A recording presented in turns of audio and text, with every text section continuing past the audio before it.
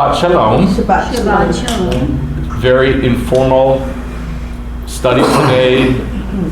If you can, like the videos, subscribe to the channel, make comments, send me comments about the videos, about your thoughts, good or bad, doesn't matter. I'll respond if I can. I usually do. And this is more of a Torah study, but I do have something I want to teach. I wanted to teach it for many years. I got this revelation probably 25 years ago or something, and then I just kind of sat on it. And I've given little bits and pieces of it. So it's more of a Torah study today, but we are, remember, at the end, we're the last Torah portion, Pikudei, last Torah portion in Exodus. And how many Torah portions were there about the tabernacle? 18. So that is the biggest chunk of the Torah. You know, people mostly think that the law, there's 613 laws, in the Torah, and that's the biggest chunk of the Torah. It's not. The biggest chunk of the Torah is the Mishkan. There's more written about it by God. There's more communication about it by God than anything else in the whole Torah. So this one verse is kind of what everything's keyed off of. Ve'asu li mikdash ve'shachanti betocham. It's up there. Let's say it together. Ve'asu li mikdash ve'shachanti betocham.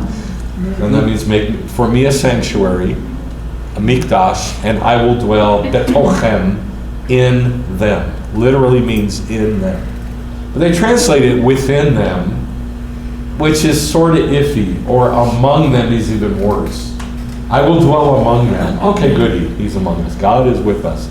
But that's not what it says. It's within, inside of them. Okay. This is repeated 4 times in the Torah. There's another one in Leviticus 26, which I think is even better because it's later on, and it says, V'natati mishkani, betochechem. It's hard to say. Le'olam, velo tig'al nafshi etchem. So, v'natati, and I will give, mishkani, my mishkan, betochechem, inside of them, literally. This is in the Torah. I will put my mishkan inside of them. And the them is not everybody. It's the Jews. It's only Israel. It's only Israel, the camp of Israel. If any Gentiles join that, awesome. But that's who he's talking about and who he's talking to. So I will give or put my tabernacle, my mishkan within you forever. Le'olam. Le'olam. Forever. And my soul will not abhor you. Okay. So this is, I'm calling it Zion on my heart. Now the name of this congregation is Lev Tzion. I remember when I got the name, I was in the post office on Remcon, the big one. I was in the post office and I was thinking all day. And then I came up to the counter and I went, Lev Tzion, Zion heart. Heart of Zion. Zion heart. Ooh, I like that.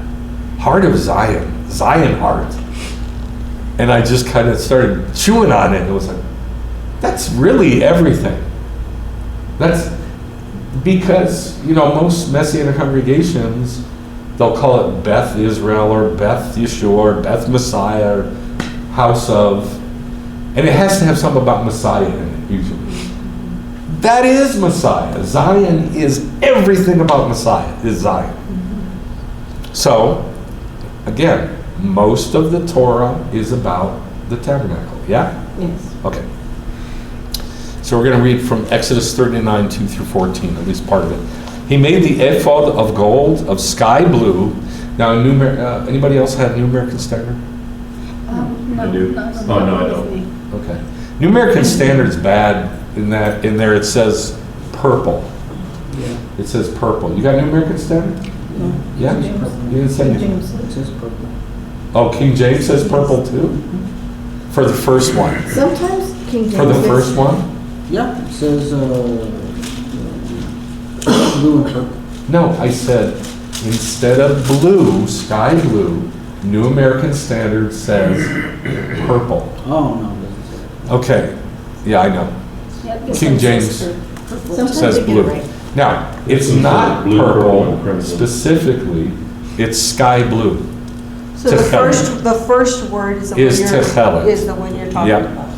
The second one is purple and scarlet and fine twisted linen. Then they hammered out gold sheets, cut them into threads to be woven into the sky blue and the purple and the scarlet and the fine linen. How many colors are there? No, 4. Well, gold, are you counting? How many colors are there total? 4. It's like 4. Four. The gold, the purple, the blue, and the scarlet. And the white, the linen. Oh, Oh. okay. So there's 5. Then they hammered out, cut in the threads, be woven into the sky blue, the purple, the scarlet, the fine linen. The work of a skilled embroiderer. They made attaching shoulder pieces for the ephod.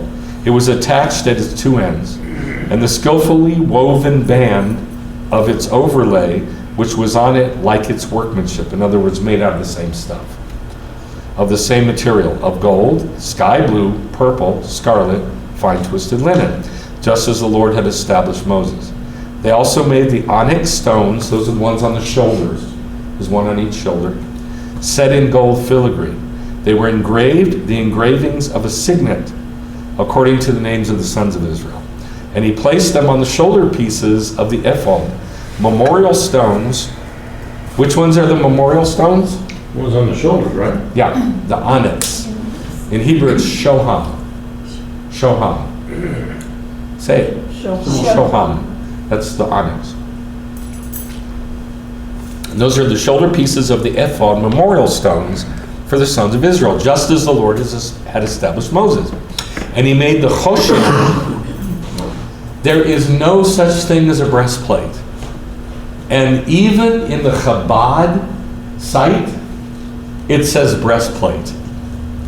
And I'm like, this is as bad as commandments.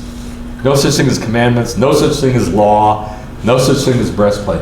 Choshen means adornment, that's all it means.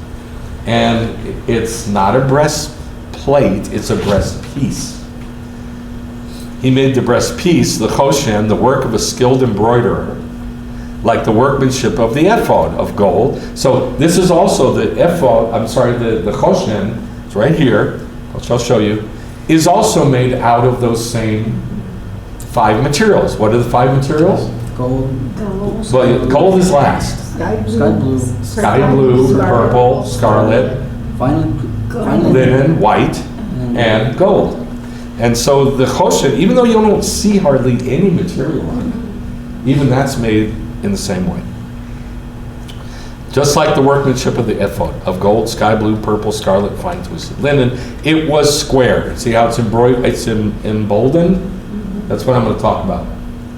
So Anthony, this week, or last week, I can't remember, maybe it was last week, he says to me, why are so many squares in the tabernacle? I think he said temple, actually. Why are there so many squares? And I'm like, oh, you're going to learn today, baby. Because I got this revelation about the squares, like 25 years ago. And it just got bigger and bigger and bigger and bigger. So all I would do is like pick off little pieces of it to teach. It's just too big. So I can't even teach the whole thing in one Shabbat. It would take 3 Shabbats to teach it. But we're going to look at as much as we can today. So the choshen itself is square. They made the choshen folded double. So in other words, it starts out this long and then it's folded over into that big, into a square. A span long and a span wide. A span is this. Like that. Hand breadth. No, hand breadth is this. Oh, 3.6 inches. But a span is the length of the hand. oh, so hand breadth Like is the that. width of the hand. Yeah. About 8 inches. Show me that again. Okay. Like that is a span, or like this. Right. about 8 inches. So it was a span long and a span wide when folded double. And they mounted 4 rows of stones on it. The first row, okay, I'm going to read it, but the listing of the stones is an enormous study. I spent a month studying the stones. I mean a full everyday, 30-day month. Every day studying these stones. I studied gemology, mineralogy. I learned all the names of all the minerals. I looked up the Hebrew. I looked up the Greek too, because there's lists that appear in the New Testament. So it was an enormous amount of study. This is pretty close. New American Standard is very close, except for, I think it's 3 that are a little off. So I'm just going with this right now. They mounted 4 rows of stones on it. The first row was a row of carnelian, topaz, emerald. Second row, turquoise, sapphire, diamond. Third row, jacinth, agate, amethyst. Fourth row, peridot, onyx, and yashbe, jasper. They were set in gold filigree when they were mounted. The stones corresponded to the names of the sons of Israel. They were 12, corresponding to their names. The engravings of a signet, each with its name for the 12 tribes. It's very repetitious, isn't it, this last part? The stones corresponded to the names of the sons of Israel. They were 12. Corresponding to their names, the engravings of the signet, each with its name for the 12 tribes. Sounds like Monty Python, it's just very repetitious. But there's reasons for that we're not going to go into. But I do want to say this. Remember, there's more about the tabernacle and the contents of the tabernacle than anything in the Torah. All right, so here's what I came up with. And I'm going to turn off the light for just a minute.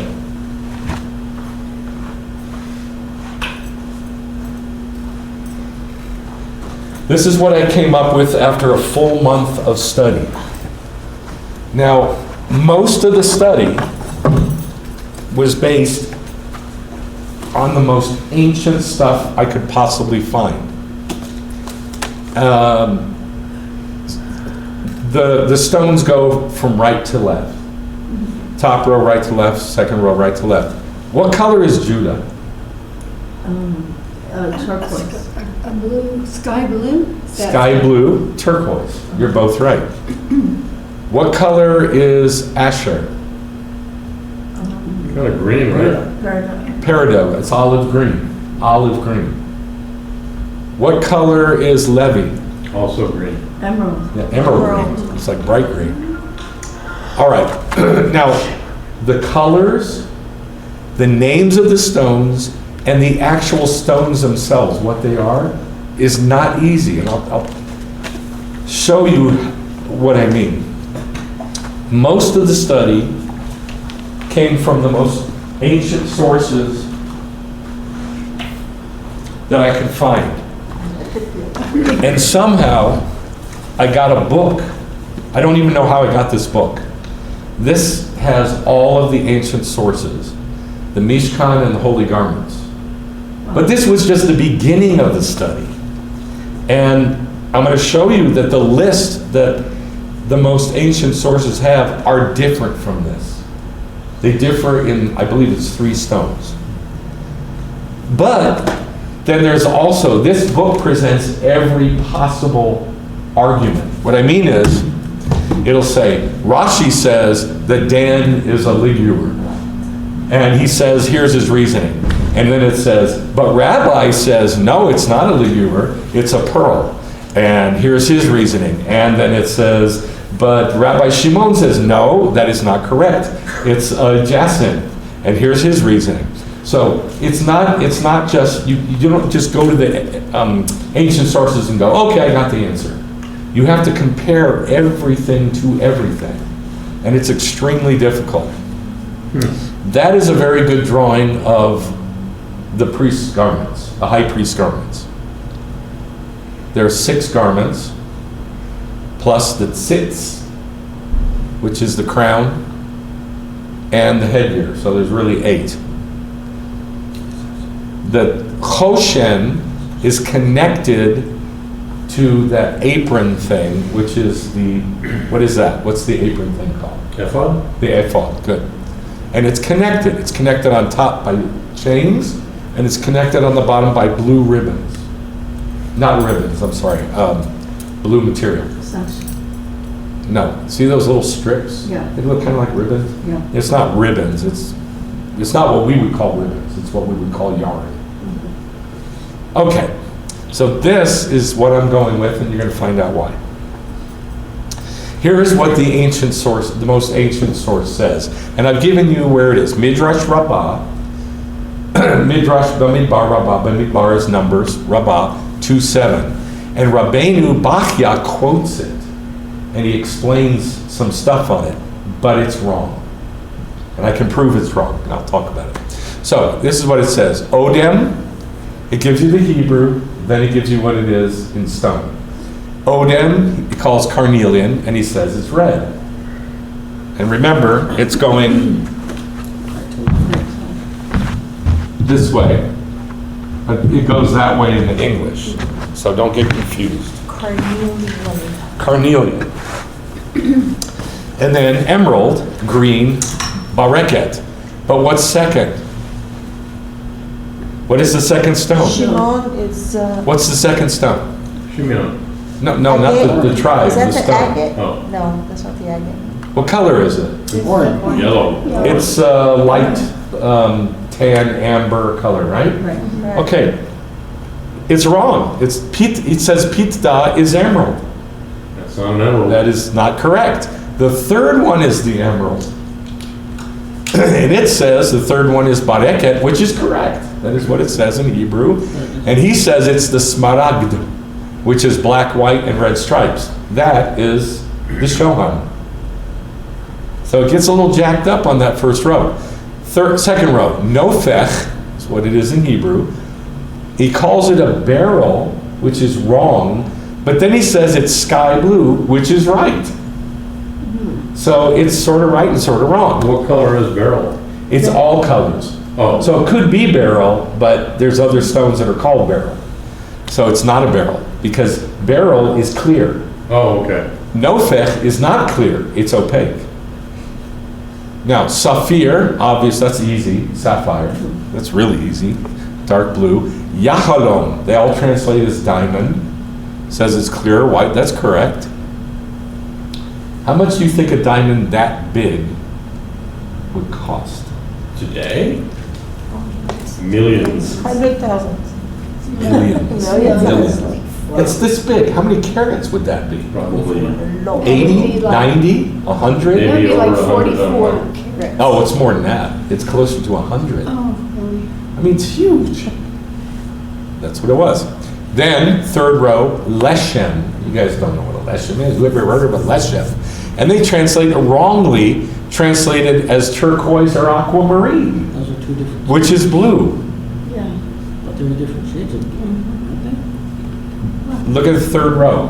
Third row. First stone, third row. What color is it? What color is it? Like Like It's a red. dark red, right? And that's correct. All right, Shavot means agate, and that's correct. Achlama, that's easy. That means dreamstone, which is the amethyst. And they say in the oldest sources that it's the color of diluted wine. That's exactly right. Exactly right. Tarshish. What color is Tarshish on the fourth row? green. Green. Like a, That's the olive the green one. peridot. Yeah, that's the peridot. He says it's chrysolite, the color of amber. Amber is very close to peridot. So maybe, but chrysolite is the wrong stone. Yeah. Because chrysolite is opaque, it's not clear. So there's ways to figure out what these things are. Shoham. Everybody knows what that is. In the ancient days, onyx, black. But it's also black, white, and red striped. Yashbe is jasper. They say jasper or opal, multicolored. That's correct. That's correct. However, jasper is an actual stone, and opal is an actual stone. You all know what opal is, Right. but not everybody knows what jasper is. Opal's kind of a creamy white, isn't it? Yeah, but it's got like sparkles It's got in it. different colors. And that's why they thought it was that, because it's got sparkles in it. Maybe it was a fire opal, like that had Yes. like reddish. Exactly, exactly. And by the way, fire opal and jasper is in the same family of chemically of minerals. Huh. So there's crossover there, and it could be. Yes. As a jeweler's daughter, several of those up there have a variety of colors. Oh, yes, actually. yes. You know, your sapphires, Mhm. yeah, your That's exactly right. diamonds. Most people think the very first one, what's the very first one? Carnelian. Carnelian, it's odem in Hebrew, which means red. And so a lot of people translate it as ruby. Ruby, you know that there are many colors of ruby, many colors of emerald, many colors of sapphire, and obviously all colors of diamond. I remember the first time I found that out. Remember that ring you gave me? It's Louder. you gave me a ring, and it was lab created ruby, and surrounding it, it looked like diamonds, but they were sapphires. Yes. And they were clear, almost They clear were so sapphire. pretty. They're just clear. Yeah, most of these, the ones that are clear, the Uh-huh. stones that are clear, most of them come in a huge variety of colors. I have a question. Yes. First row, according to Targum Jonathan, okay, it says the first row is carnelian, which you have. Then it says topaz. Then it says carbuncle. So it has totally different. Not totally different. It's switching bareket and pitda. Pitda, I don't know why, but in this book, which quotes the oldest source, which is Midrash Rabbah, it's switched around bareket and pitda, which we're going to get to. And that's what you're seeing there. That's what you're seeing. We're going to get to that. Okay, here they are. Bareket, emerald. Bareket, here's how we know what they are. All you have to do is go to what the words mean. What is bareket? Bright or full of light. Greek for this stone and for the word means making a noise, thunder. What accompanies thunder? Lightning. That's barak in Hebrew. Oh, bareket. Bareket, barak. So it's, for some reason in Greek, they don't say lightning, they say thunder, and they mean lightning. So when you're reading in the Bible, it says there were thunders. It's not thunder, it's lightning. But in Hebrew, When it says they saw the thunder, say it again? because on Mount Sinai with the No, they that's saw old. the thunder. That's and they- Hebrew. I'm talking about New Testament. Right, oh, okay. So in Hebrew, there's two different words. There's several words for thunder and for lightning. Right. But not in Greek. In Greek, they don't say thunder. Sorry, they don't say lightning. They say thunder. And they call it bareket, which is very strange. Anyway, so in Greek for this stone and the word means making a noise or thundering. Hebrew is barak, meaning lightning. So that's the bareket. We know that. Okay, so that's one that helps us understand how this got switched. How did pitda and bareket get switched? That's what we're looking at. So let's start from the beginning. Odem, carnelian, red, from Adam or Adom, meaning red or rosy. Translated sometimes as garnet, which it could be, except for this. There's another one that's colored like garnet. What is it? Leshem, right, which is a totally different stone from garnet. So I don't think it's garnet because we've already got that color, exactly that color in Leshem. So Odem, they say, is carnelian. I think it's probably right, meaning red or rosy, translated garnet, sometimes carbuncle, sometimes ruby, sard. Now in Greek, there's a place called Sardius in Revelation chapter 3, right? The congregation in Sardius. Mhm. Sardius They is say Sardinia, sard. don't they? Sardinia? No. I believe that's different. I believe. Don't quote me. I think that's like the same word as sardines, but I don't know. But anyway,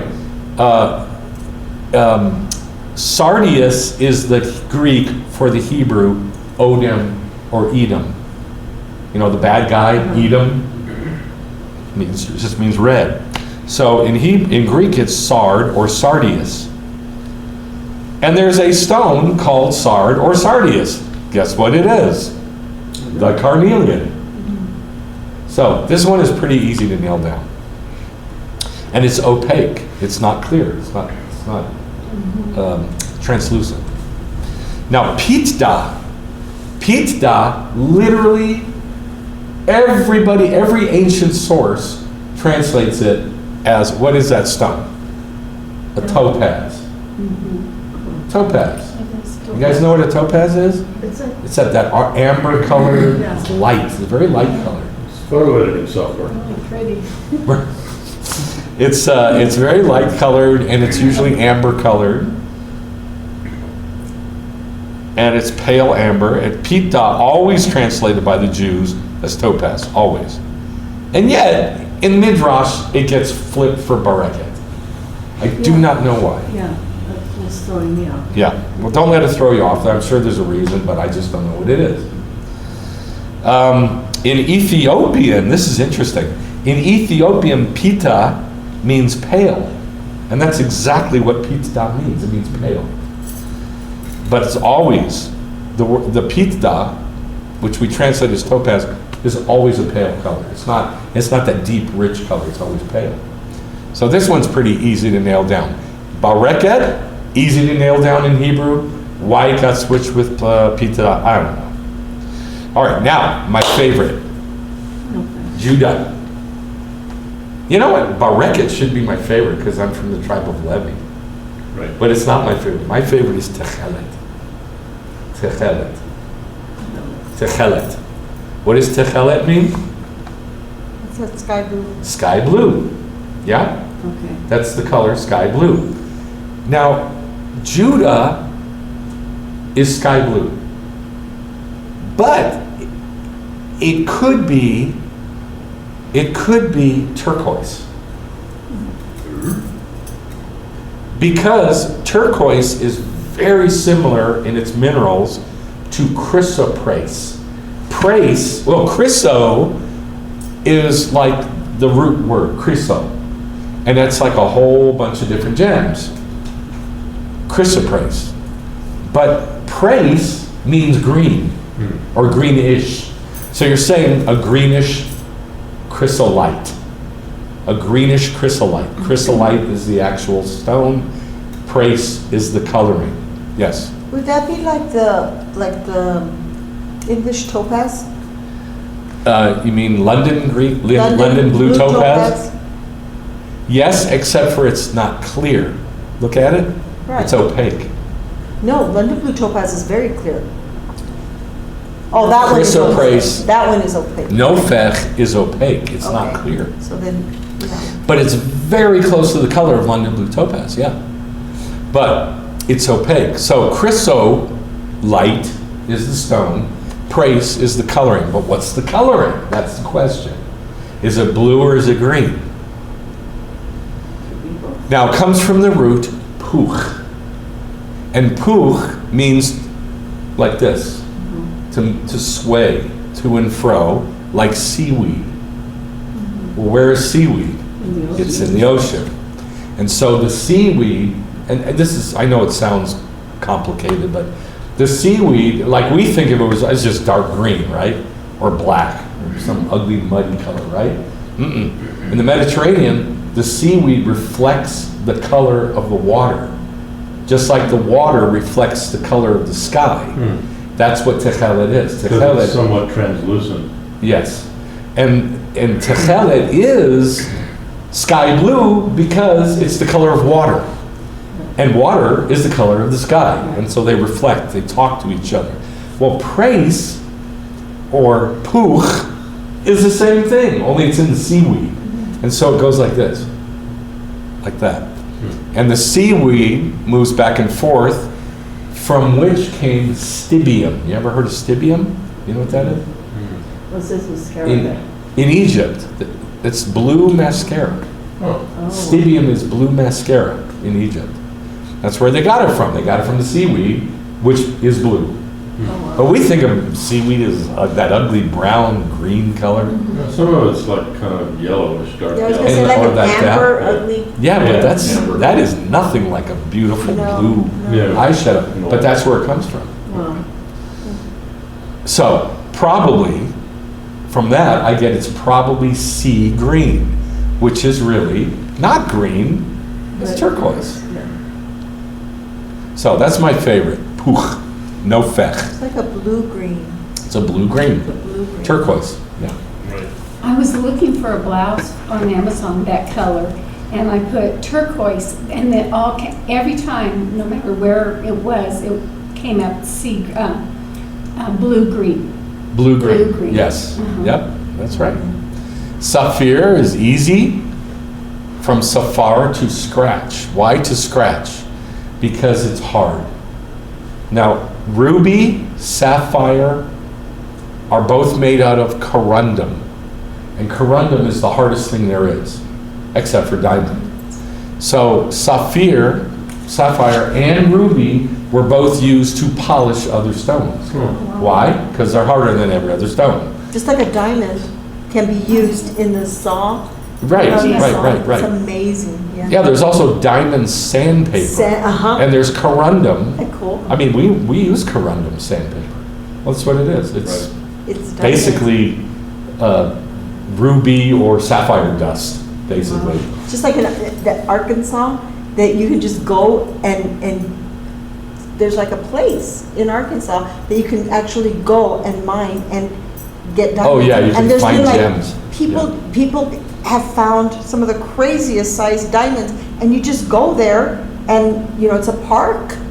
I just think that's so weird. Yeah. Okay, so it's called safar to scratch because it's used to polish other things, polish all other gems. Now, Yahalom, a lot of different translations for this. Pearl, diamond, emerald. They come up with all kinds of stuff for this one. Diamond, but the rabbis say it's clear or white color.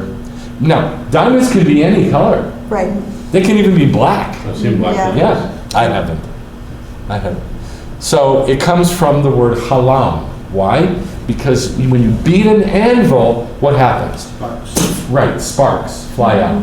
And when you look at a diamond, what happens? The facets reflect light. They throw light.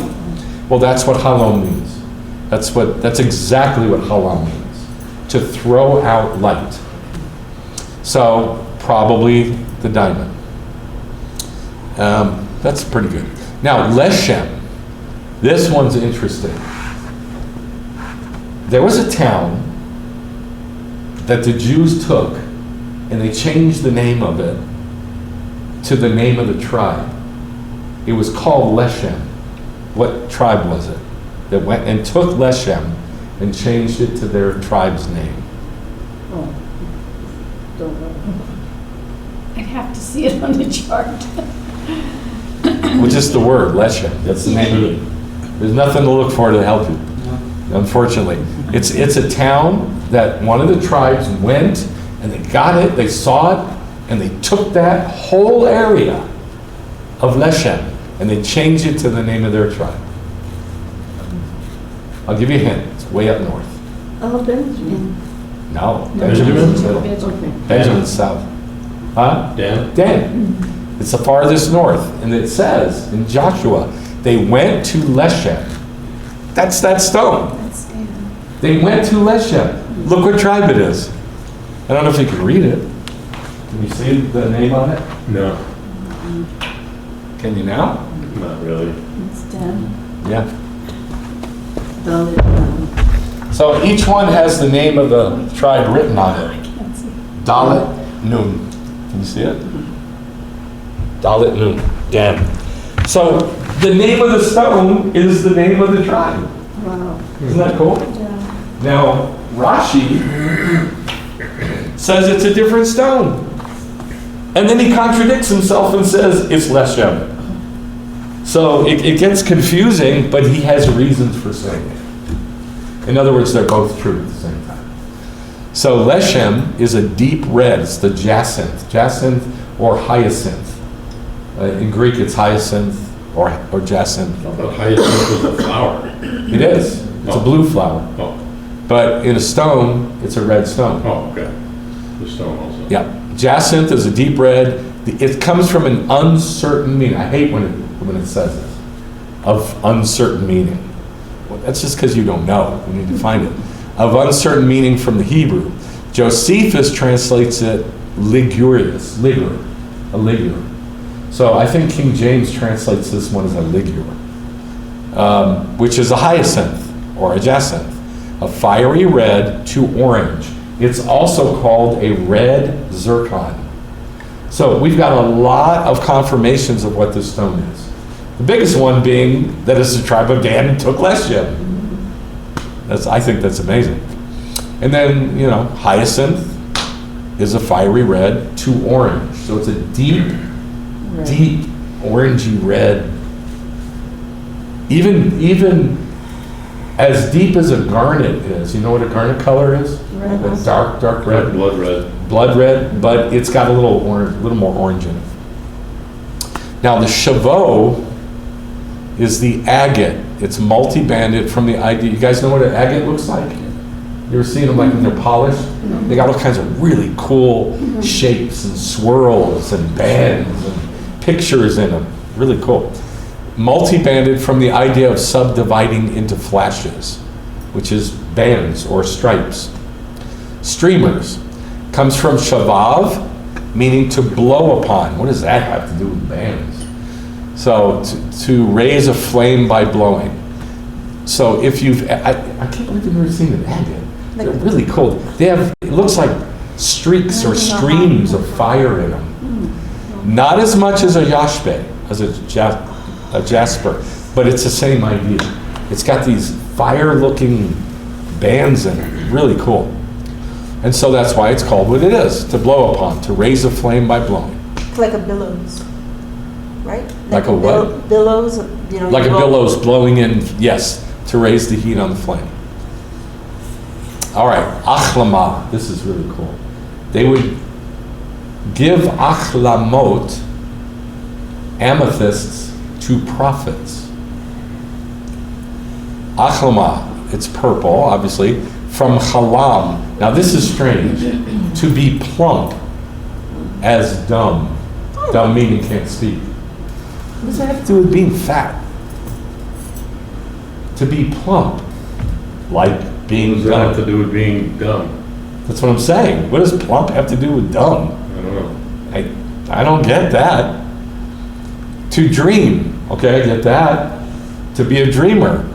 Some ancients believed that the dream stone, and that's what it's called the dream stone, amethyst.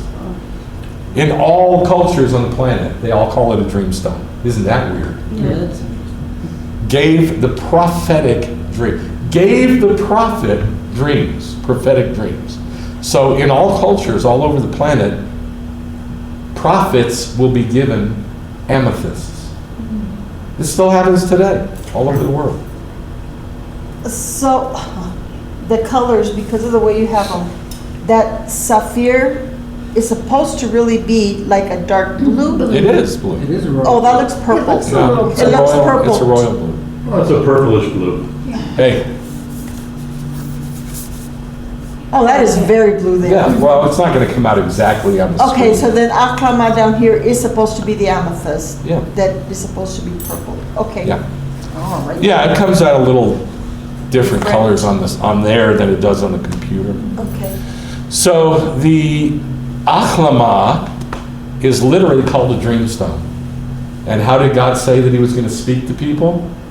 Dreams and Dreams and visions. But- Not while they're awake. Because their mind is busy, so he can only get to them. It's not a good thing.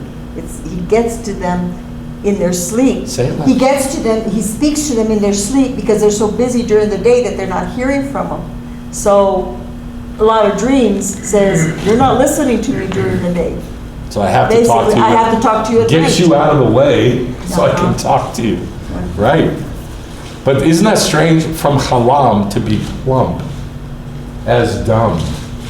I do not know what that means. I'm not even going to pretend like I know, because I don't know. But I do know that it means to dream or to be a dreamer. I get that. I'll say this about it. Leonard Baskin, he's one of my favorite Jewish artists from the 50s, 60s, 70s. And he did these big wood sculptures of Jewish subjects, like Abraham, like angels, Isaac, stuff like that. And he kept doing this reoccurring image of the prophet. And it's a dude with a material over his head, and he's blind, he can't see. I get not being able to see as a prophet, not being able to see the world as a prophet so that you only see the other world, but I don't get not being dumb. That's what I don't get about a prophet. But that's what it means. So I don't understand it. I get, it says, who is so blind as my prophet? In Isaiah, yes? Who is as blind as my prophet? Okay, that I get. But it never says who is as dumb as my prophet. So I'm a little confused about that part. Maybe it has to do with how a person expresses themselves in how they're, in what they're seeing. And I don't know. I just have no idea. right. All right, now Tarshish, say it again. Meticulous details? I don't know. I just said it. It's like she said, when it expressed it. Yeah, but we don't know. We don't know. Yes. It's a guess. Could be anything. Could be they don't have good teeth. Who knows? I don't know. Tarshish, peridot, olive green, from dashash, to break in pieces, or subjection. What does that have to do with that stone? Josephus translates it as chrysolite. Remember, that's the base element, chrysolite. Then you add praise to it, and what happens to it? Turns to blue-green. Yes? Well, he says it's a chrysolite or a peridot. He just comes right out and says it's a peridot or a chrysolite. Chrysolite can be any color. Like a topaz, but olive green. Same family as topaz, but more green. That's all. Now, dashash, to break in pieces, I don't get how you get from that to being peridot. I just don't get it, because I don't, and I'm the one who did all the study, so anything you'd say is just a guess. But even after doing all the study, I just don't get what dashash has to do with it. But, so I'm trusting Josephus on this, okay? That's where I'm going to go with it. Now, there's one other clue. Which tribe is it? Asher. Asher. What's the prophecy about Asher from Jacob? Remember we said it's about Asher? I know it means happy. Yeah, it does mean happy. But remember what the prophecy to the tribe of Asher was? Weren't they going to be like makers of bread? No. You're thinking of the other prophecy. This one is about a foot. Oh, dipping in the oil. They'll what? Dip in the oil. Dip their foot in oil. Look at the color. Olive green. Olive green. Olive oil. So there's a clue there, but that's all I can give you on that one. Now, Shoham's easy. Shoham is the onyx or sard onyx. What does sard mean? I told you early on, what does sard mean? It's a reddish. Huh? It's a reddish color. Right, red. It means red. So it's onyx, which is a black stone, black and white banded, and then there's a little dark red in it. See how there's dark red on the bottom? On the bottom of the stone? So there's bands. Again, there's bands, kind of like an agate. In fact, it's very much like an agate, only it's much darker, and it's black and white. So it's black and white with reddish. It's so called from looking like a fingernail. Now, if you can explain that one to me, I'd appreciate it, because I don't get this one either. Looking like a fingernail, black and red? Yeah, when it's bruised. That's what I thought. It makes no sense. Banded with pale bands. Now, apparently, I mean, like we have that band in our fingernail, but is that all it's referring to? I suppose. I don't know. Banded with pale bands. Arabic, now hold on. Arabic of shoham, you know what it means in Arabic? A striped garment. Just like a shoham, stone. Sard of sardonyx is reddish brown. Yes?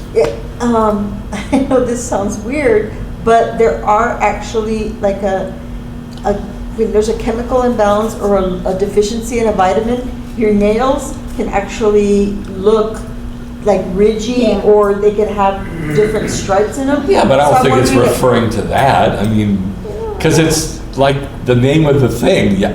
I mean, come on. It's the name of shoham. I don't think it'd be named after a vitamin deficiency in the fingernail, but it's so called from looking like a fingernail with bands. I don't quite get that, but that's what it is. Now, yashpe is my second favorite. Yashpe, Benjamin, you can see the letters on it, right? Benjamin? Yep. Yeah. Okay. I don't know if you've ever seen a jasper. Jasper usually, like most people buy them like in the stores, like when you're out in Arizona on the road, you know, like out on the freeway, and they have those little shops on the side, and they sell you a little bag of rocks that are polished. Lots of jaspers in them. You could get them in Juarez too. Yeah, you can get them in Juarez too, that's right, all over Mexico. Well, it usually just looks like an orangey red, kind of a boring looking stone. But the more expensive jaspers are gorgeous. They literally look like they have fire on the inside of it. Gold, orange, and red fire. Like going through the stone, like inside the stone, which is very strange. More than an agate. An agate, it sort of sits on the surface of it. But not a yashpe. Yashpe looks like it's inside the stone. Fire. And it also looks gold. Lots of yellows, golds, orange, red. What tribe is it? Benjamin. And it says, which I'll show you later, that Jerusalem, the new Jerusalem, coming down, the whole thing is made out of what? Jasper. And then it describes it and says it's all made out of gold. So which is it? Is it gold or is it jasper? Gold fire. It's something that looks just like gold and looks like jasper. That make sense? So that stone is the perfect stone for Benjamin. It comes from yashaf, to be smooth, to make bright. Yashba means bald. Looks like fire and gold with internal fiery wisps and patterns. All right. Now, again, that's just the very, very, very tip of the iceberg of what I discovered. So I'm convinced on these. All right, back to the scriptures. Now, Ezekiel 36:8 says, all the skillful people among those who are doing the work make the Mishkan with 10 curtains. What are those curtains made out of? The inner ones, the white ones. What are they made out of? Linen and? Embroidery. And what? Made out of what? Linen, that's white. What else? Blue, sky blue, purple, scarlet, and gold. Okay? That's the inner ones with the cherubim on. Okay? There's 4 layers. The inner one is the Mishkan. And it's made out of those curtains are made out of the linen, sky blue, purple, scarlet, and they've got cherubim embroidered on them. The work of a skillful embroiderer. Now, the Choshen itself, look, it's made out of exactly the same materials. Even though a whole lot of the Choshen material doesn't show up, what do we see more of? The filigree gold and the stones, right? Right. We only see a little bit of that material, but that's what it's made out of. And what shape is it? Square. Square. You know, it's so amazing when you look at this picture. I love the way you did it. I'm gonna turn the light off for a sec, go ahead. Oh, thank you.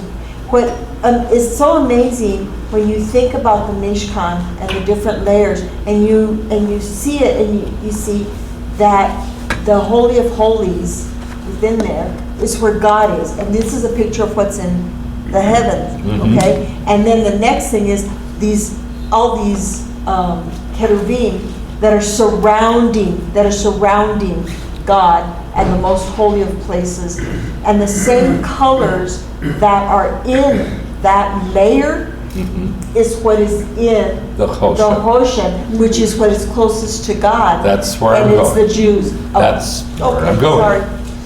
Right, I'm just trying to establish that they're the same color stuff, made out of the same colors. Okay? So here's the different tribes with symbols of who they are in the color of the stone. Reuben was red. What stone was that? Carnelian. Carnelian. Simeon is light colored. What stone was that? Remember? Well, Topaz. Levi, what stone was that? Emerald. Judah, what stone was that? That was like the turquoise. Turquoise or chrysoprase. Issachar, what stone was that? Sapphire. Sapphire, good. Zebulun, what stone was that? Diamond. Diamond. Dan, what stone was that? Like a, What did they call it in English? I was thinking in Hebrew, I'm sorry. like a garnet. Well, Leshem. Like a garnet. Leshem is jacinth. Like a garnet, but it's not. We don't know what a jacinth is. None of you know, right? You don't know what a jacinth is? Okay. So that's what that is. Jacinth or hyacinth. See? Okay. Dan is jacinth or hyacinth. What's Naphtali? The agate. Agate, Shavu. Gad, what was that? Amethyst. Asher, The peridot. peridot, good. Joseph, Onyx. onyx, good. Benjamin. Benjamin was Jasper. Amethyst? No, amethyst is purple. Oh, yeah. Benjamin, Jasper. the fire inside. Yeah. What is it? Jasper. Yashbe. Okay, so if you just keep working with it and working with it and working with it, you'll know. You'll be able to remember. So, Aaron shall carry the names of the sons of Israel in the Choshen of judgment. Now what it says in Hebrew is the Choshen Mishpat. Why would it say judgment? He carries the names of the tribes on their stones on the Choshen of judgment over his heart when he enters the holy place as a memorial before the Lord continually or forever. And you shall put in the breastpiece of judgment the Urim and the Tumim, and they shall be over Aaron's heart when he goes in before the Lord. And Aaron shall carry the judgment of the sons of Israel over his heart before the Lord continually. I don't want you to see what I wrote on the bottom. So, why is it called the Choshen Mishpat? Breastpiece of judgment. Yeah, but why? Why judgment? Because Because it was the used judgment will during come the Tumim. from the Torah and through Judaism, through the Jews. Okay. What was handed down to them. Okay, and what were you saying? Well, I was thinking something opposite Say it. to that. That's fine. That judgment, in a way, is the characteristics, if I was describing you, that I was making judgments upon what your characteristics were like, what you looked like, Okay, and what were you saying? Because it had the Urim and the Thummim in it, and they would use those to make judgments. Yeah, I'm sorry I wrote Thumim. It's not Thumim. I just cut and pasted it. It's Tumim. Tumim. From Teumim, perfect. I think Hold on a second. Lights and perfection. So the Urim and Tumim were in the Choshen, and they made Perfect. judgments with it. And that's exactly right. What were you going to say? decisions, like finalized decisions. What does that have to do with the Choshen?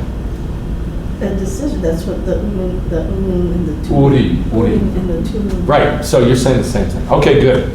That's basically what it is. The Urim and the Tumim were in, remember, it's folded over. Yeah, it was It's a pocket.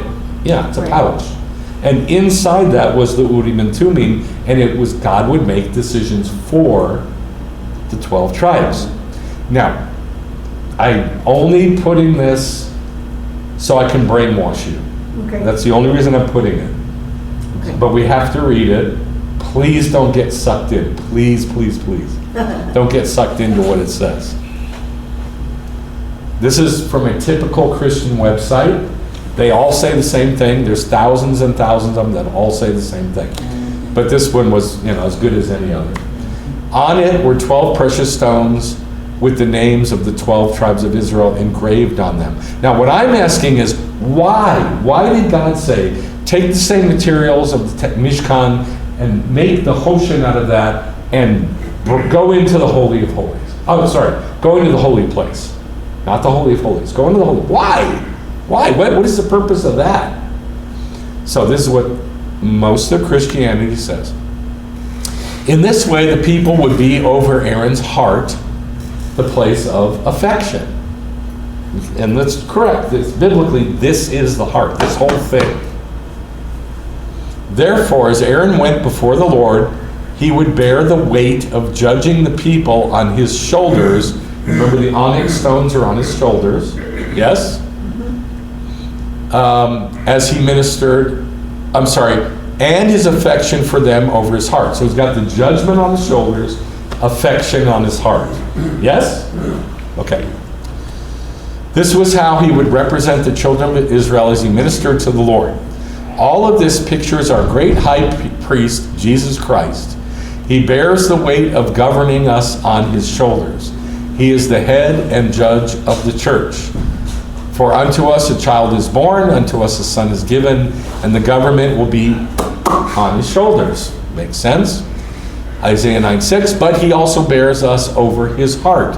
For he cherishes us as his own blood-bought bride. Therefore, he is always standing in the gap, interceding, and pleading for us. What's wrong with that statement? And it comes up 5 times in the statement. The same thing. What is the problem?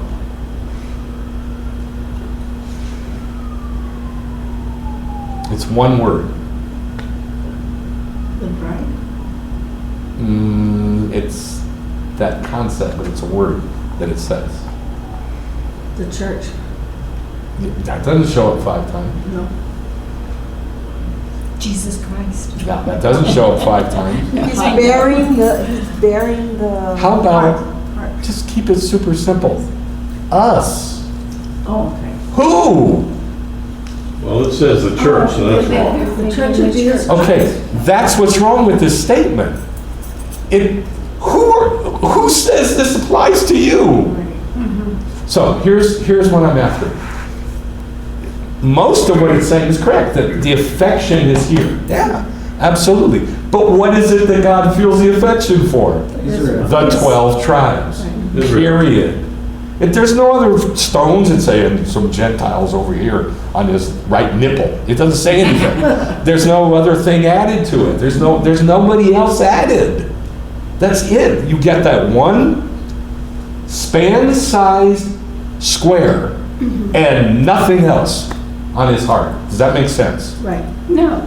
It doesn't? No. I mean, I'm thinking what I'm thinking is, I know saying no, because it's amazing how in Christianity they take things from the Old Testament and use it applicable, whether the statement is true or mostly true, and as it applies to them. But no, we're not Jews anymore. That's done away with. This, yeah, they can pick. It's like a Picking and choosing, smorgasbord. yes. Picking and Not only choosing. that, they'll take that. Well, we like that. We like the kosher. We want to be on there. Why don't you eat kosher? That's in there too? Okay, very simple. So I just want to make it super simple. The word us is wrong. Okay. Yeah. Now, if it's Jews reading it about Israel, hey, yeah. And if it's Gentiles who are part of that, absolutely. But otherwise, there is no us. There isn't. It's a lie. All right. The picture, though, is true. On the heart is the affection, and what's on the shoulders? Judgment. The governing, the judging. Because it does say in Isaiah 9, by the way, it doesn't say the government will be on his shoulders. That's a mistranslation. It's misrad, which means ruler, rulership. That's all it means. The rulership will be on his shoulders. But that thing is called the Choshen Mishpat, the Choshen of judgment. So, by implication, you can say, yeah, judgments made for Israel. Not against Israel, for Israel. So, I just wanted you to see that so you can think critically about things that you hear and you read.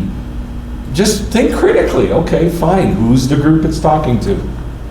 And once you find that one little mistake that everything rotates on, it's easy to pick apart. It's easy to see. All right, so let's talk about squares. Here's Anthony's original question. Why are so many squares? It's a great question. Great question. Why are there so many squares? All right, so I numbered them for you. These are all the squares I can come up with. Maybe you can come up with some more. So you have the Choshen, but these are the ones that it says they're square in the Bible.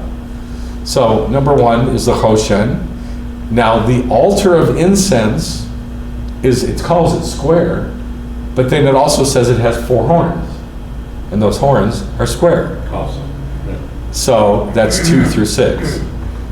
Looking at it from the top, you see 1, 2, 3, 4, 5 squares. Yes. Mm-hmm. Same thing with the altar, the big altar, bronze altar. It has 4 horns. They're square. Looking at it from the top, also 5 squares. So you got 7 through 11. Now we come to the tabernacle itself. The tabernacle itself, the Kodesh HaKodeshim, is a square. How big is that square? Anybody know? How big is the square of the Kodesh HaKodeshim, Holy of Holies, in the tabernacle? Is it about 10 by 10? It's exactly 10 by 10 cubits, yes. 10 by 10 cubits, which is 15 feet by 15 feet. Now, that's one, but then what are these 4 thingies? Those Those are the clasps on the curtain. Clasps are this big. the wood. They're made out of silver, The wooden. gold, sorry. The wooden beams hold up the. There you go. They're the beams that hold up the parochet, Oh, okay. the screen, or the curtain. So there's 4 of them at the Holy of Holies. 1, 2, 3, 4. So we have 1 here, and we have 4 here. That's 5. That's 12, 13, 14, 15, 16. Now we come to the parochet itself, the veil itself. What shape was the parochet? How do you know it's square? Because it would fit on the edge of one side and it's square. Exactly, because the Holy of Holies is square. Right. So, and it's square tall too. Right. It's 10 by 10 It's a cube. by 10. It's a cube. Exactly. So the parochet itself is a square. That's 17. Then, here's the holy place. Then we come to the other side of the holy And place. that's 2 squares. Right, and here's another screen. This is called a screen, not a parochet. It's called a masach. And the masach is also the same shape, Cube. square. The screen is square, and the parochet is square. This it says here parochet and masach because they both look like this. They Yeah, both same look size. exactly the same. And 5 columns or beams now. What do they call pillars? 5 pillars. Here there's 4. Here there's 5. So that gives us 17 parochet, 18 masach, 19, 20, 21, 22, 23 squares. One more than the number of letters in the alphabet. Don't ask me why. Okay, that's a lot of squares, right? 1 from Moshe. And what we want to know is why there's so darn many squares. Yeah, that's what we- Why? Why are there so many squares? Well, before I answer that, let's get bigger. Okay. Now there's more. Yeah. So, in the temples, the front of the house, anybody know how big it was? Anybody know what shape it was? Whoops. Looks square. It is, it's square. It's 100 by 100 cubits square. That's 150 feet. 150 feet square. So 10 times. Yes. We already had the altar, it's just bigger. So we got the face of the temple. Now we have the court of the women. So that adds a bunch. And then we have on the back of the house rooms. There was no rooms in the tabernacle, right? Well, now there's rooms for the priests to live in during their course. And there's 3 levels of them. It's like a 3-story, like a hotel. And it literally says in the scriptures that he crafted or carved in wax or clay or whatever, and then cast in gold, the square window frames for those windows. How many there were there? The rabbis argue about it, but there's a bunch. There's 3 levels. That shows 18. I'm gonna go ahead and guess 12. I don't know. I don't know. I don't know who to go with on that. There's like 3 different opinions. I haven't studied it, so I don't know. But I know there's 3 levels. I do know that, and it goes all the way around the house. Okay, so we got the face of the temple. Now we got 3 levels of square windows on the house. Now we got now we got the court of the women. Look at that huge thing. And that's a square. And look what's at the corners of the court of the women. Of course. 4 chambers. One of them is a chamber of wood. They would gather tithed wood for the altar. And another one, I don't know what the other 3 are. I can't remember. But there's 4 chambers at the corners of the house in the court of the women. So 3, court of the women, 4 corners of the court. And by the way, there's a whole bunch of others that I don't want to go into.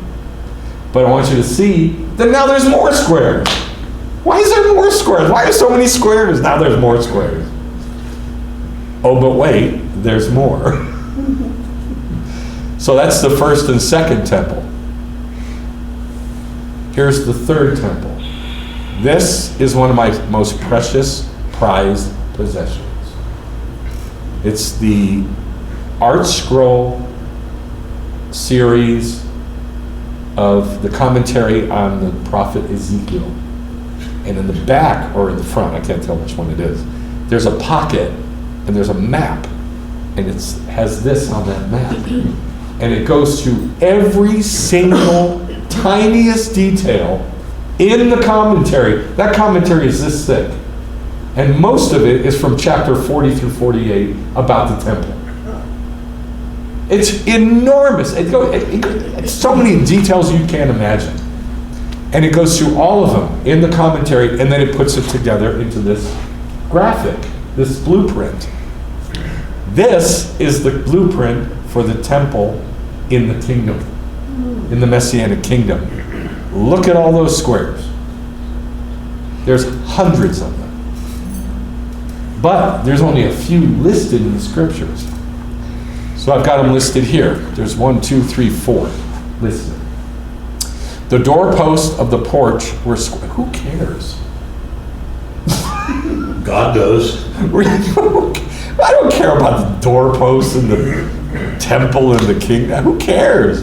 The doorposts of the porch were square. As for the front of the sanctuary, the appearance of one mezuzah, doorpost, was just like the other. That's why it's important. Why is it important? Because it's not just doorposts. It's mezuzahs. They're enormous. They're huge. This is where they are, at the front of the house. Like what we call a mezuzah, a little box like that, has now become a 60-foot tall box, square box. Can you imagine what's in that? 613. We put a little scroll rolled up. Can you imagine what's going to be in that in the kingdom? That's why it's important. There's two of them, one on one side, one on the other. And they're exactly the same. We only put them as those on one side, right? In the kingdom, it's going to be on both sides. I can tell you what I think, but it doesn't really matter. All right, here's the next one. There was a barrier wall, 1 cubit wide in front of the guard rooms on each side. Now, what it's talking about is the eastern gate. So, where's the eastern gate on here? On the east. You're brilliant. Where's the eastern gate on here? It's amazing. It's right there. Right there doesn't tell me anything. Describe it for somebody who's blind. Where is it? It's in front of the. On the bottom. Thank you. It's on the bottom of the graphic. Okay. So it says there's a burial wall 1 cubit wide in front of the guard rooms on each side, and the guard rooms were 6 cubits square. You know how big that is? No, a cubit is a foot and a half. 90 foot? A cubit is a foot and a half. Yeah, so 90 feet. No. 6 times 15. No, it No, would no, be no, 18 no, 6 times, to, oh, 18 9. to the third power. Right, Nine, nine. okay. 9 feet. They're about 10 feet, something like that. They're little rooms, they're guard rooms. Okay, do you see them there in the eastern gate? Mhm. There are 6 of them. Okay, but look at the northern gate and the southern gate. That's something. They have- They're there too. And look at the inner gate for the inner courtyard. Same thing. So it's 6 plus 6 plus 6 plus 6 plus 6 plus 6. So 36 in total. A lot of squares going on here. No western gate. No, because that's where the house is. Right. And nobody can come in through there. Ezekiel 47. He measured the court. Oh my God, now it's talking about the court as a square. Yeah. The court is a square, 100 cubits long and 100 cubits wide. How big is the house? 100 cubits wide and 100 cubits tall. So there's another square. It's the actual courtyard. We already got the altar. All it is just bigger. Now we have the last one. Ezekiel 45, 1 and 2. When you divide by lot the land for inheritance, you shall offer a holy portion of the land. Out of that holy portion of the land, there shall be a little thing for the holy place, a square all around, 500 by 500. That's 750 feet by 750 feet. And that's the actual Temple Mount. Okay? This is only a fraction of the squares in the temple in the kingdom. So I'm going to ask again, why are there so many squares in the tabernacle? Because there's more in the temple, and there's more going to be in the temple in the kingdom. What does that tell us?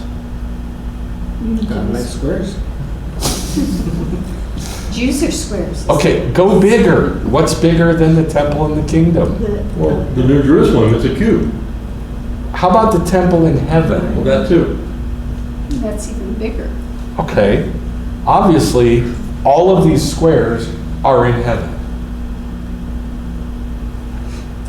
Okay, you with me? Get the pattern?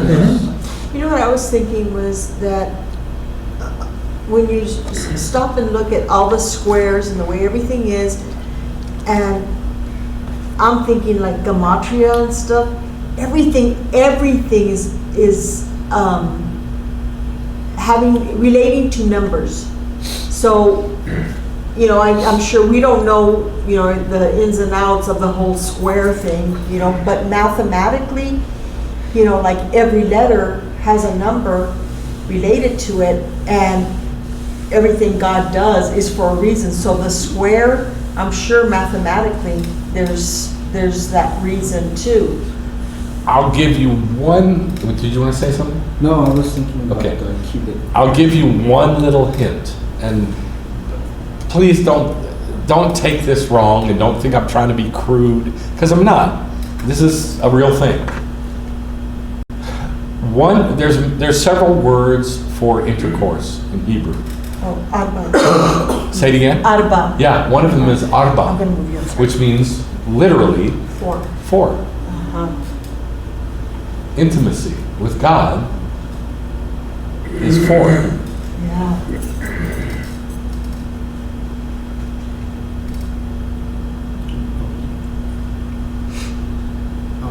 Get that? Let's see what God is for. Because in Hebrew, that's one of the words for sex, is for. And God wants to have relationship with us, with Israel. And that's why he gave sex, as a picture of intimacy with him. So that's one little clue as to why there's so many squares. Okay, so we got squares in the tabernacle. How many were there? That I had anyway. 23. 23. A whole bunch more in the temple, and a whole bunch more in the temple in the kingdom. So here's my question. Which of those is the most important? Of all the squares we looked at, which one is the most important? Probably the one in the innermost, What'd you say? the innermost square. I don't know what that means in The English. one would be in the very center, The Holy of Holies. and You're saying the Holy of Holies. What are you saying? I can't I'm understand saying the what you're very, saying. very center. That's the altar. Okay, the altar would be the most. So you think it's the most important of all, from the tabernacle, temple, you think the altar is the most The important? Holy of Holies, but then that center. the Honey, altar. that center thing is the altar. The altar. Can you find the Holy of Holies on the temple in the kingdom? Yes. Eileen, I can't read your, look, At the top of the top rectangle, this Oh, is there the it house. is. This Yeah. is the house. yeah, the top square. so the This top is- square, that Okay, one. so are you saying it's the Holy of Holies? Yeah. What do you think? I think the Holy of Holies. What do you think? I think the altar. The altar? What do you think? That's the Holy of Holies. Okay, The altar's in the middle one. it's the Holy of Holies. But, you know what we haven't talked about is one that's even more important. The tablets of the testimony. There's no one. Those were a cube also. So that's 25 then. What? You know, you're talking about the squares in the. There were- It was 23, but you forgot about the tablets, which were cubed. That's up. one cube, not two cubes. So it'd be Together. 24. No, Together. it makes the. They put them together, it makes one nice cube. Okay. One cube. All right. Remember, the cube was split, Okay. and that made the two luchot, the two tablets. All right. So the Holy of Holies is basically a giant gold cube. That's what it is. When it was built in the Mishkan, what was the inside? Like if you were in the Holy of Holies and you looked at the walls, what was on the walls? Gold. Gold. That's what it was. It was gold. It was these big giant boards, this wide, 15 feet tall, this thick, right? Yeah, a cubit thick, a cubit and a half wide, 15 feet tall, covered in gold. So if you're in the Holy of Holies, it's gold. Yes? Yep. Now, how about Solomon's temple? If you were in the Holy of Holies, it was 20 by 20 by 20, and you looked at the walls, what did you see? Gold. Gold. Same thing, it was covered in gold. Only that had cherubim and palm trees and flowers carved into it. So the Holy of Holies is a gold cube. You know what else is square? Baklava. And it's gold colored. Some of them are triangle. Yeah, but those are wrong. And matzah. Yeah, Matzah's not You put two of them together, it's they're a square. It's a square. Matzah looks like the Hoshen. Matzah, the ones in Israel are circular, a lot of them are circular. No, what we're talking about is squares. So You were saying? there's a whole bunch of flat squares, and there's a whole bunch of cube squares. They're cubes. So it all depends on how you're looking at it. I mean, like, if you look at the altar from above, what do you see? You see 5 squares, flat, right?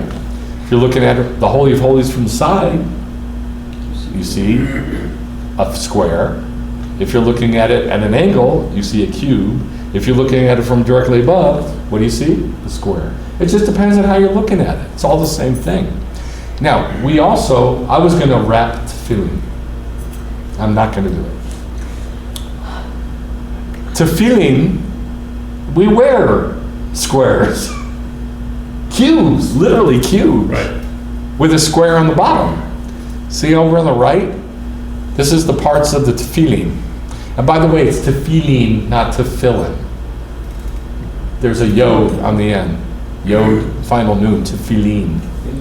So when you're wrapping the tefillin, you say the Shema, and then, in that Shema, you say the V'ha'avta et Adonai Elohecha, and you do the V'hafta, and in that it says you shall bind them as a sign on your hand, or your arm. You shall bind them as a sign on your arm, and they shall be for signs, totafot, or bands between your eyes. And what's he wearing? Big old boxes, leather straps. Why aren't they gold? Because of the black on gold. Oh, God. You're not going to come up with it. I know what you're thinking. All right, think about it. God says, I want all these squares. I want you to make all these squares. That's heaven. Yeah? That's heaven and the kingdom. Now I want you to wear them. I want all you guys to wear them. Now, wear a Holy of Holies on yourself. What would you do? How would you make that? If you were to wear a Holy of Holies on yourself, what would you make it out of?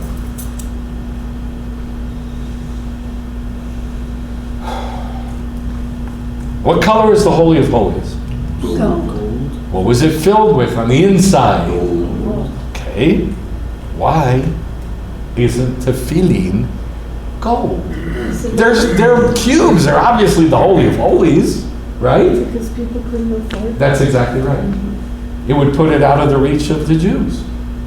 Everybody has to go spend, I don't know, $5,000 on tefillin. Nobody's going to wear tefillin. So, I'm not going to go into it right now, but the scriptures say that gold is black. In Song of Solomon, it says it. I'll give the hint of how it says it. It says this. It says it's talking about Solomon. It says your curls are black and lovely, like taltalim. Taltalim are the heavy, pendulous date branches on a date palm. Those are gold. They are absolutely gold. Bright gold. Yes, Those they're are bright expensive. gold. So it's saying your hair, Solomon, is black as gold. Isn't that strange? And so the rabbis go, okay, we'll show the gold with black.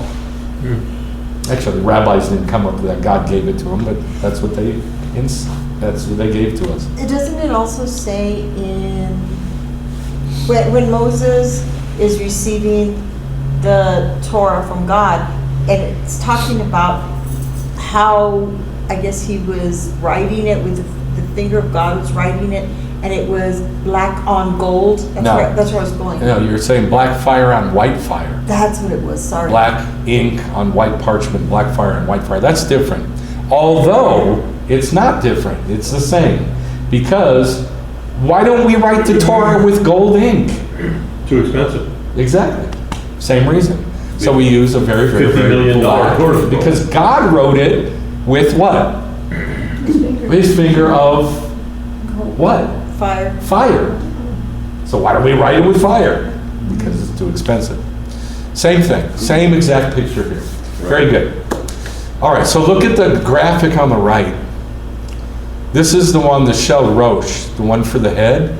It has a house, but it's divided into 4 parts. Why? Because there's 4 portions that we say when we wear the tefillin. It has a shin with 4 parts. I don't know if you ever saw that. You guys ever seen that? Yes, I have. Remember? Yeah. The Shel Rosh, Yeah. you saw that? The Shel Rosh, the one for the head, it doesn't have a regular shin on it. It's got a shin with 4 arms. Okay, I do have it. I'll pass this around. When I did that olive bed. Look at the shin on there. And you can see how it's divided into 4 parts too. Now, what's on the bottom of that cube? Guys, what's on the bottom of the cube? The stuff. Square. No, not the straps, a square. A square, right? Yeah. That's raised up a little bit, a Yeah. 1/4 inch square? No, Yeah. underneath the cube, The base of it, the base. what it's sitting on. What you're holding with your I fingers. see it. Okay, what shape is it? It's a It's square. another square. Only it's kind of like a wall that the thing sits on, that the cube sits on. Isn't that interesting? Okay, we'll get back to that. Now, when you wrap the tefillin, do you say the Shema and then you say Hosea 2:21 through 22? Let's say this in Hebrew. It's the bottom one. Ready? Ve'erastich li le'olam. Ve'erastich li b'tzedek. Uv'mishpat, uv'chesed, uv'rachamim. Ve'erastich li be'emunah. Ve'yada'at et Adonai.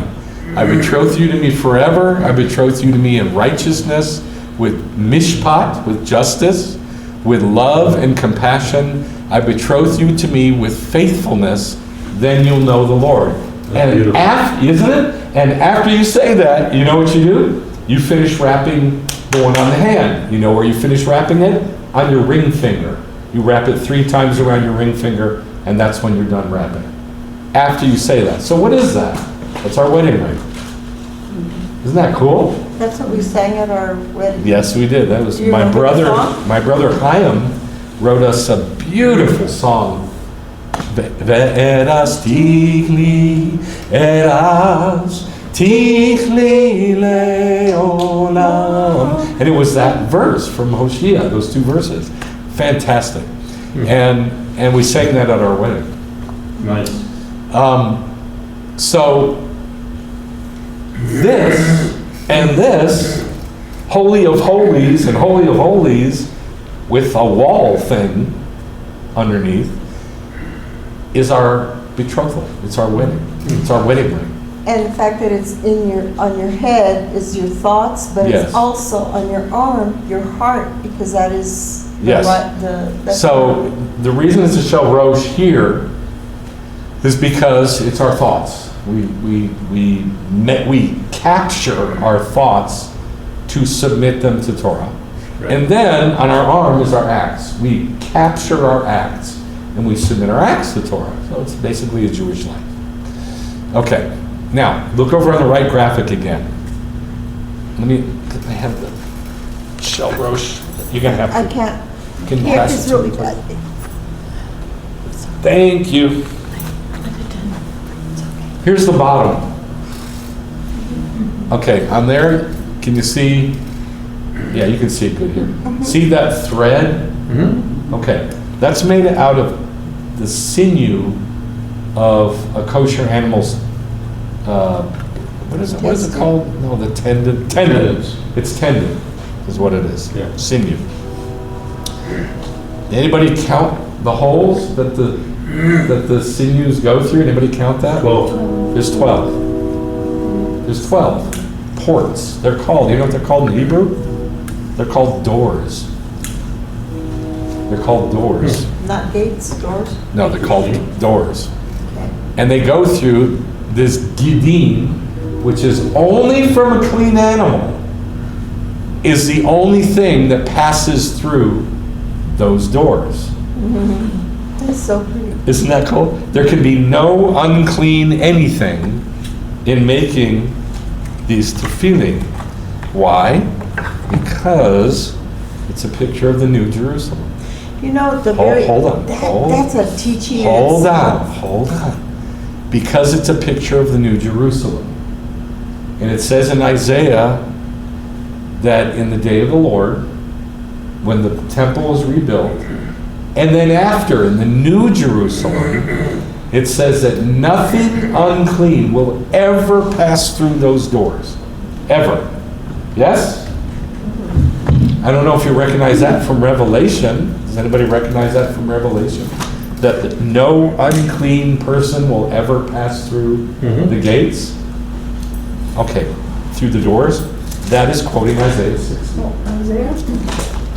So in Revelation, chapter 21,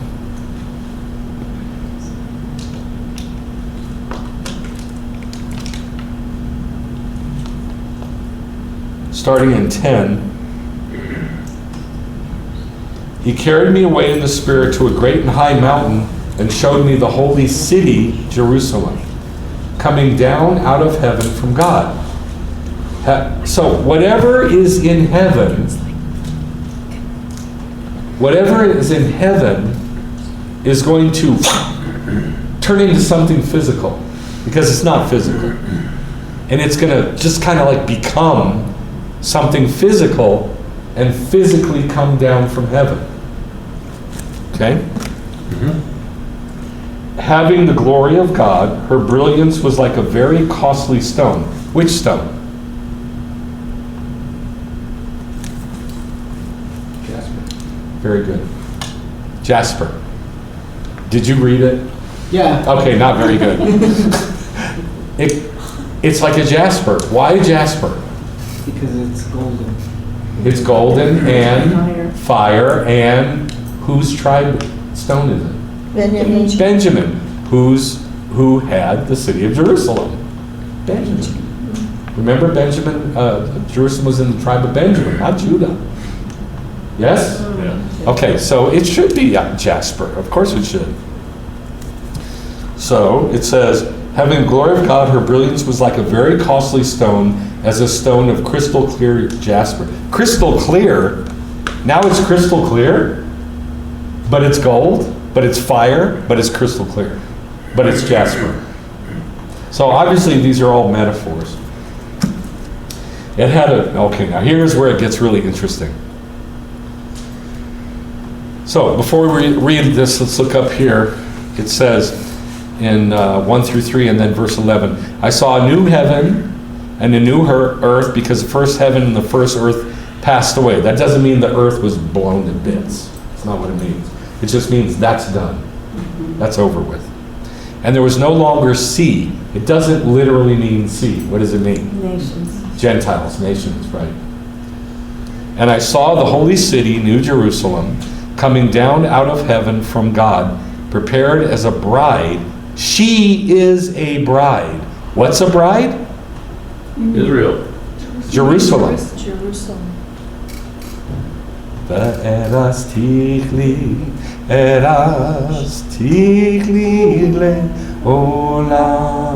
So, there she is. It's the tefillin. It's our wedding band. Yeah, wedding band. Aren't there 12 gates around the city? We'll get to that. And I saw the holy city, New Jerusalem, coming as a bride adorned for her husband. Now, the word Hoshen, I told you very early on, what does Hoshen mean? Do you remember? No? The breast piece. Yeah, it is a breast piece, but the word Hoshen in Hebrew, I told you what it meant. Well, is it like Hoshet that is No, dark? no, not dark. It means adorned. Adorned. And that's what it says. As she, the city, is adorned. Let's just say Hoshen. As a bride that is a Hoshen for her husband. So there's another square. So what I'm showing you is that we should see in the New Jerusalem all the junk that's in the Hoshen. What's in the Hoshen? What's in the Hoshen? The Umim and Tumim. Oh, before that, you're way in the deep. Let's stare at the outside. Israel. How about white, Oh, And techelet, the 5 colors. the 5 colors, right? And then what? and the The stones. stones. What's around the stones? Gold. Gold, the gold filigree, and then the stones themselves. How many stones? 12. 12 for the 12 tribes. And then what's on the inside? The Urim and the Tumim, right? For judgment. Okay. The magic dice. Say it again? Magic dice. The magic dice, right? The dice of Christ. I had to go there, right? The Jewish magic 8 ball. Right. You know what? The Hoshen, Difficult to determine. Oh, go ahead, I'm sorry. Okay. I'll show you in a So little bit. she comes down out of heaven for God as, I'm sorry, that prepared is busted up. Prepared as a bride that's a choshen for her husband. And I heard a loud voice from the throne saying, look, behold, the Mishkan of God. Now it's a Mishkan? It got gigantic and it's still called a Mishkan. The Mishkan of God is among people, and he will dwell in them, betochem. And they shall be his people, and God himself will be with them, having the glory of God. Her brilliance was like a valuable stone, like a stone of crystal clear yashbe. Now, that piece that's up on the right, that's a paper construction that I did for Panina, for Phyllis. Yes, I have it. And she still has it. I've got prints that I made of that available. Watch this. Available on, I can't do it. On michaelwasherart.com on the prints page, the G Clay prints. And there's one hanging in the bathroom, by the way, if you haven't seen it. It's very cool. And there, it doesn't look like stones. It looks like a city, but who's really a woman, and there's all these glory clouds and colors everywhere. But then, here's the description of it, as we're going to look at. How would you describe that thing that's coming down? And by the way, that's the right size. Can you find Israel on that map? Right under it. Underneath it. Right. It's sitting on Israel. But how would you describe this thing? How would you describe that? Here's Basically a Israel. cube with a base. A cube with a base? What else? Fill-in. Like tefillin. What else? Hat. It's gold. It looks like a hat. No, it doesn't look like a hat. It's gold. What else? Holy. Do you see the little The fire. fire in it? Yeah. Like the yashbe? Nobody said like a stone. Okay. What about that platform thingy? Okay. It had a great and high wall with 12 gates, and at the gates 12 angels. And names were written on the... What do you think the angels are doing there at the gates? Guardian. Nope. Guarding who comes in and out. Nope. What was done? What was Mordecai doing in the gates? Oh, making judgments? Making judgments. Right, making judgments. Business deals, judgments. That's what was done in the gates. Judgments were made. That's what the angels are there for. Yeah.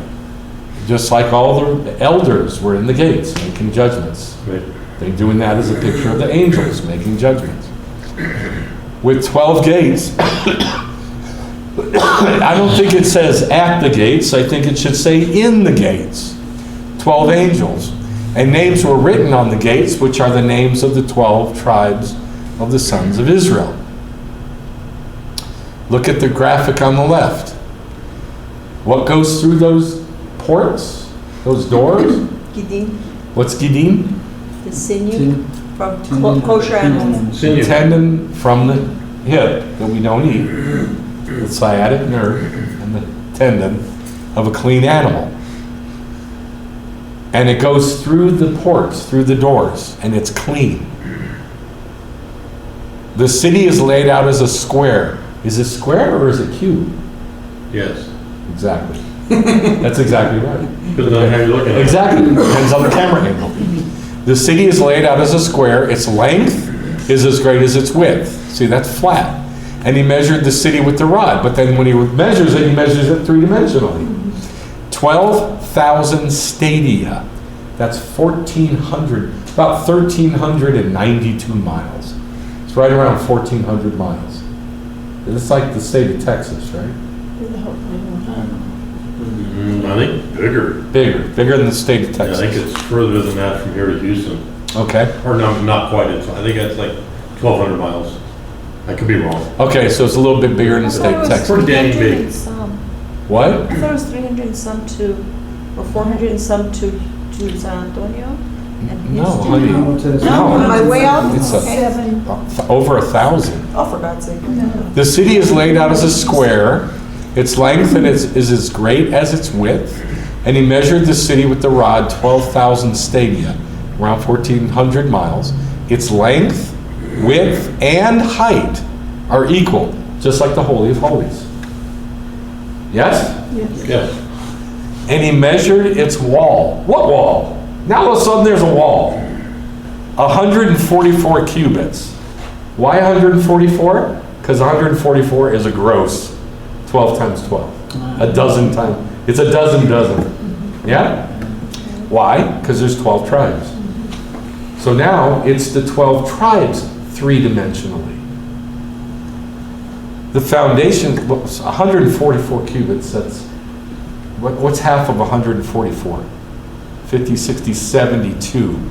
So it's 144 plus 72, and that's how many feet the wall is. It's only 800 miles to Houston. Oh, okay. It's only 800 to Houston. Texas and a half. It's Texas and a half, right? Okay, can somebody do that? 144 plus 72? I can't math it. 200. 212, 212? something like that. So 200 plus feet. That's how tall the wall is. Over 200 feet tall. That's how big the wall is. That's a 20-story building. That's big. So that's the platform down at the bottom. And it has 12 ports. Those are the 12 gates. Yes? Yes. Now, if you really wanted to make some feeling, I would cover them in gold, and then at each port,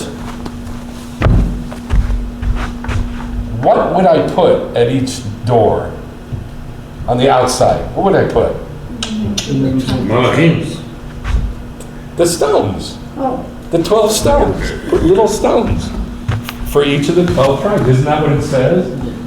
That there's a door for each tribe? Oh, yeah. Yeah? Oh, yeah. So that's what I did. So if you did that, and you had all 12 stones, and it's square, what would it look like?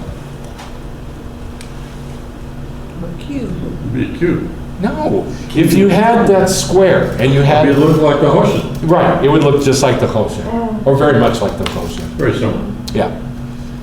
The foundation stones of the city wall, the wall, that's the platform thingy, were adorned, there's that word again, Hoshen.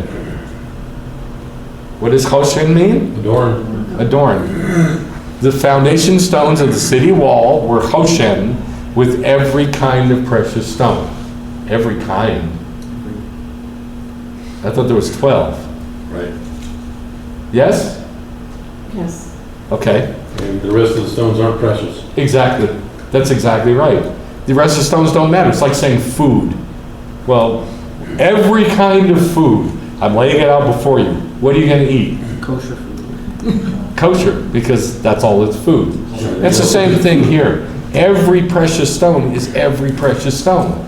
All the others, we don't care. They're not precious. They're not a picture to learn from. These are the pictures, my precious.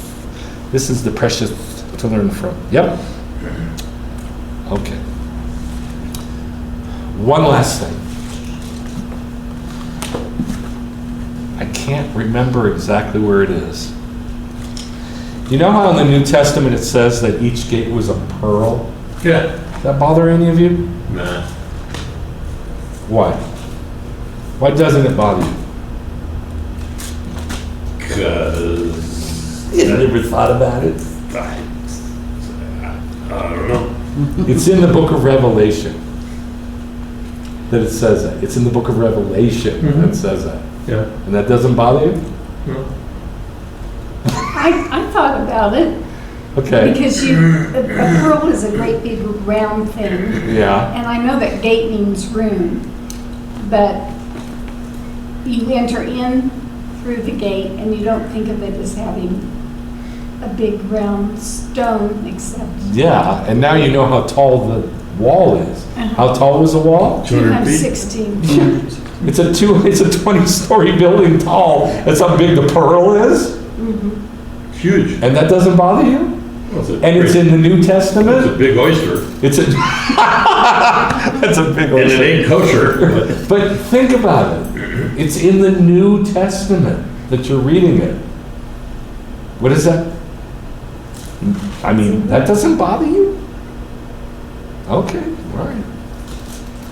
Don't bother the heck out of me. Well, it's hard to envision. Well, I mean, when you read something in the New Testament, are you supposed to immediately say, It's where is this? the Old Testament. Well, where is that in the Tanakh? beats the hell out of me. Then it should bother you. That's what I'm Yeah, saying. there's a lot in there that I don't find in there, so that's why it doesn't bother me anymore. Okay, but it doesn't like pique your interest? Oh, that it does. Yeah. Okay. But that's not bothersome. Okay, I use the Like I wrong. Makes me mentioned, we're curious. not gonna lose sleep over it. That's the kind of stuff I lose sleep over. Wait a minute, what? Right. That's in the New Testament. This thing is jacked up. And then I go find it. It is in the Tanakh. It absolutely is. I just have to find it. You have to dig I can more. tell you, I mean, I know exactly what it says, I just gotta find the verse.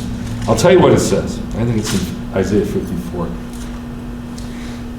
It says this. It's talking about the New Jerusalem. Duh. No kidding. Duh.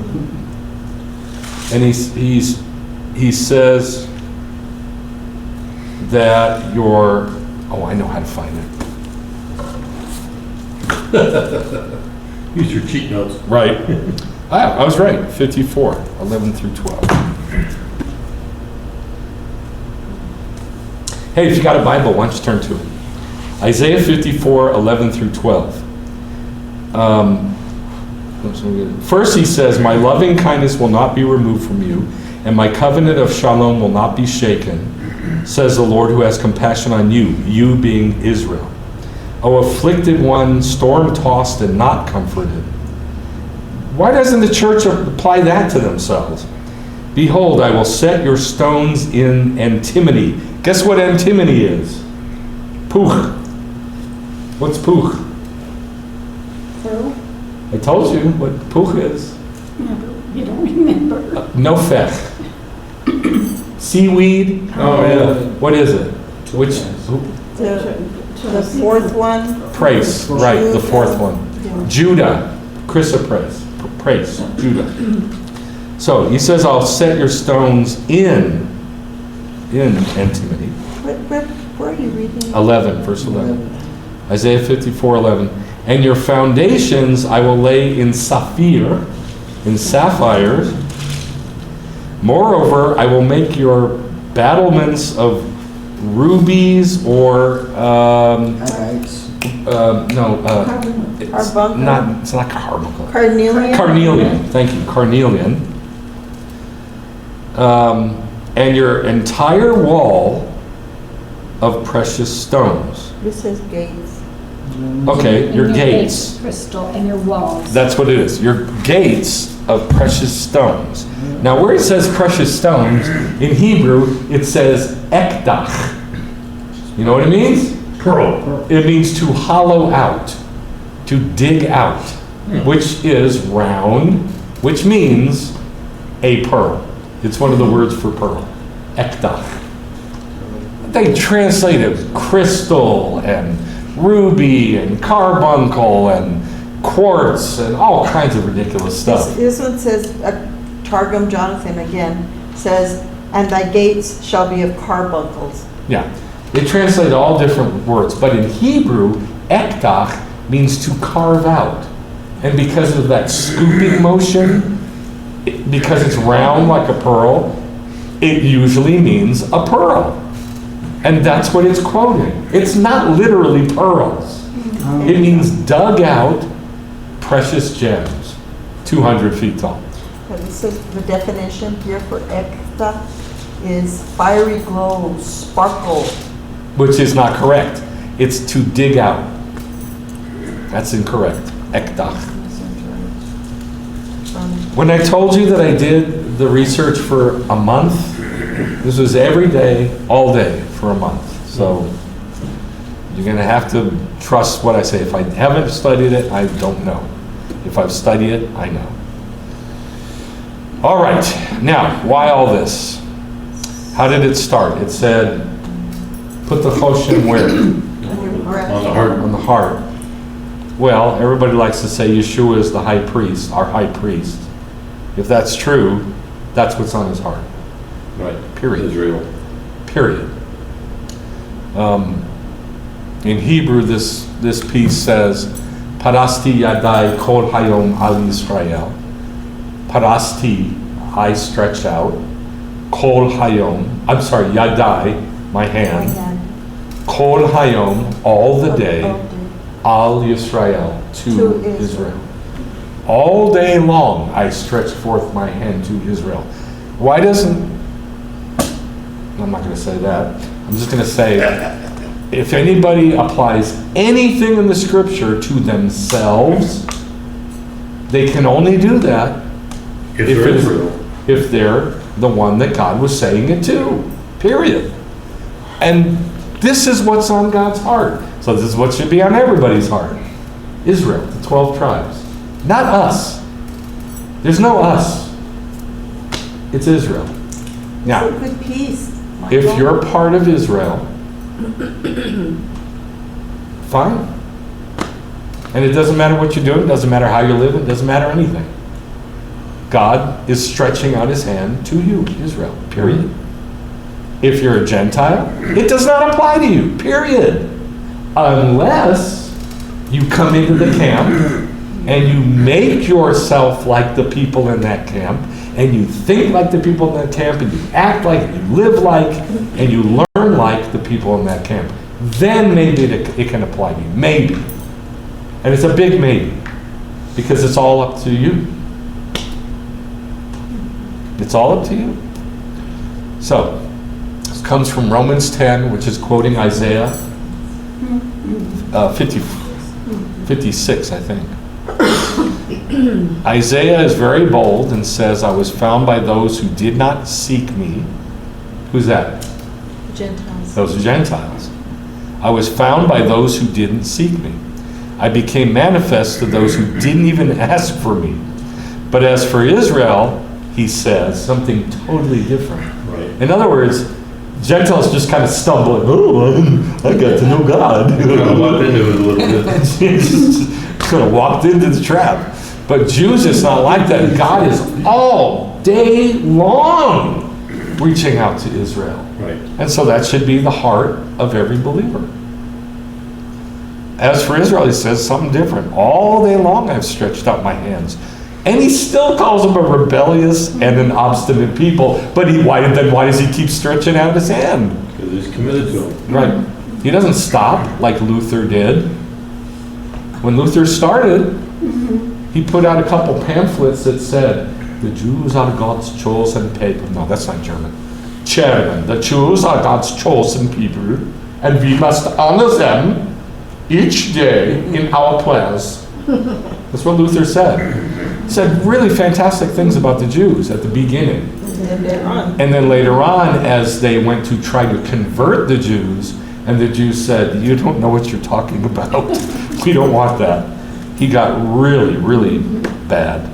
And he turned on them, and he told Christians, and we have the documentation that says it, he literally told Christians, if the Jews do not comply, drown them in the baptismal tanks. Wow. Not my words. And Hitler used his rhetoric as a backbone to justify what Yes. he did. Yes. Yes, he did. It was nothing new. I mean, the church had been doing that for centuries already by the time Luther came around. But listen, at the same time that God acknowledges that the Jews are stubborn and rebellious, at the same time, he never stops reaching out. And that's not for anybody else on the planet. It doesn't apply to anybody else. So that's why the Choshen's on the heart. And that's why there's so many squares in the tabernacle. That's the long answer to your question. And so that's why Zion on my heart is Lev Tzion. Lev, heart, Tzion, Zion. Zion on my heart. That's why it's called Lev Tzion. Shabbat Shalom. Shabbat Shalom. Thank you.